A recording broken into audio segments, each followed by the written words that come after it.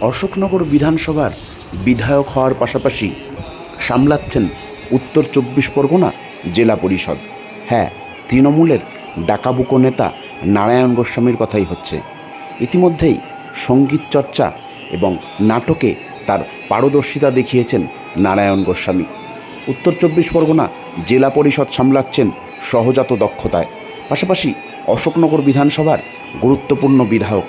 বিভিন্ন অনুষ্ঠানে তার সঙ্গীত ইতিমধ্যেই শুনেছেন সাধারণ মানুষ, বাহবাও কুড়িয়েছেন।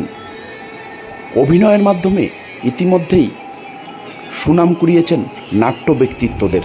এবারে সম্পূর্ণ অন্যরকম ভূমিকায় তাকে দেখতে পেলেন অশোকনগর কল্যাণগড় বাজারের মানুষেরা। কল্যাণগড় বাজারে কয়েকদিন ধরেই চলছে নাম সংকীর্তন, আর গতকাল নাম সংকীর্তনের আসরে এসে রীতিমতো কীর্তন গেয়ে মাতালেন বিধায়ক নারায়ণ গোস্বামী। অবাক হয়ে মন দিয়ে দেখলেন কীর্তনে আসা কয়েকশো ভক্ত।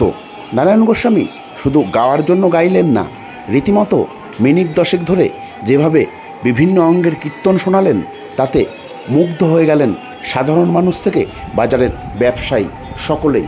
শুনুন নারায়ণ গোস্বামী কীভাবে সহজাত দক্ষতায় এবার কীর্তন গাইছেন।